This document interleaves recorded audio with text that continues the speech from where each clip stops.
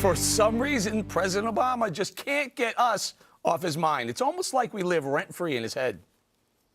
I've got one television station that is entirely devoted to attacking my administration. Just in case some of your friends or neighbors or, Uncle Jim, who's a little stubborn and been watching Fox News, and if you talk to somebody who said, well, I don't know, I was watching Fox News and they said this horrible. I assume you're talking about Fox. Well, that's a pretty big megaphone. Ding is right. And today, the New Yorker released more of their extensive interview with the president. They said, quote, the issue has been the inability of my message to penetrate the Republican base so that they feel persuaded that I'm not the caricature that you see on Fox News or Rush Limbaugh. So, Bob, why can this man not get us out of his mind? Well, because every day he's getting bludgeoned. That's probably one reason he can't get it out of his mind. And we also have a very aggressive and very good White House correspondent who I would say is fairly aggressive when it comes to questioning the press secretary. But, and a lot of the people who come on Fox are people who have some decidedly different views, although there are people like me who strongly support Obama in some areas. But I'll tell you right now, this is not the time to be picking fights with people. I mean, when you're sitting where you are in the polls right now, the general rule of thumb in politics is let your enemies be quiet, try to embrace your friends, but don't attack your enemies. I've tried to tell my candidates this, and this is the wrong time. Seems like blame Fox, blame Rush, blame the Republican House, blame anyone, but don't blame me. He does seem to have an unhealthy regard for, you know how he always says, I don't watch the news, I don't do this, but he seems to know an awful lot about it. And it can't just be the staff coming in the morning and telling the president what happened on Fox News last night. I disagree with his assessment, obviously, but when he complains that he hasn't been able to penetrate the Republican base with his message, this today from Mike Gerson, who's a Washington Post columnist, who was a speechwriter for President Bush, who actually I think has been very fair to the president. These are some of the words that President Obama himself used in the second inaugural address. So it's not like he was trying to be inclusive here. Some of them include that his opponents mistake absolutism for principle, name-calling as reasoned debate.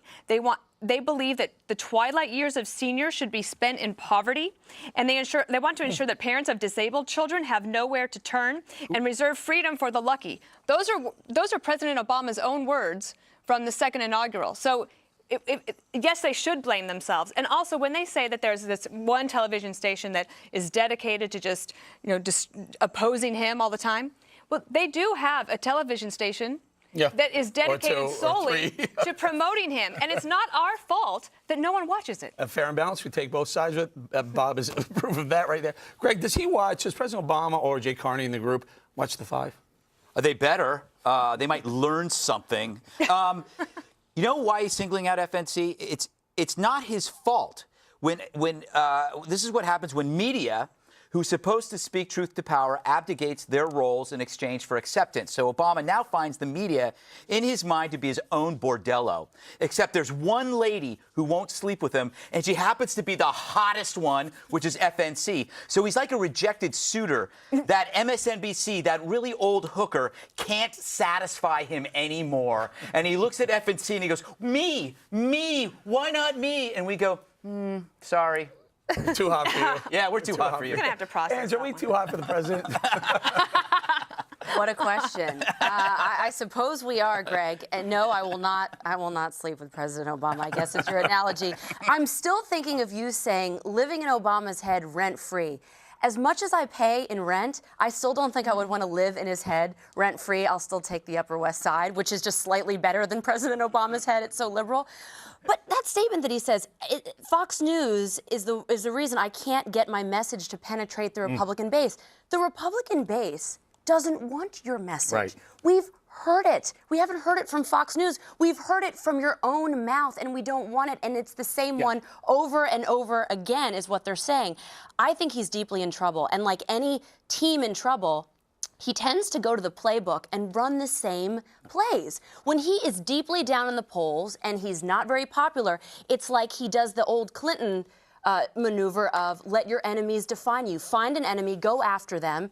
And he's done it before, and he thinks that somehow this is going to benefit him by blaming a network that is just giving both sides. Yeah, but one thing I will say, look, cable news does set the trend for reporting during the day. It used to be the New York Times. Whatever was in the New York Times, you went with that. Well, now cable news is sort of dominating the 24-hour cycle. Yeah, but don't you think that's Morning Joe more than any other, in terms of a policy debate, setting the agenda? Well, I think the 5 probably helps to contribute to that. But that's not until later in the day. I know, but listen, I think it's The if View. you're Obama and The View does it. I happen to know that Michelle Obama has watched this show several times, and she is How do you know that? She would not put this up as necessarily her happiest show.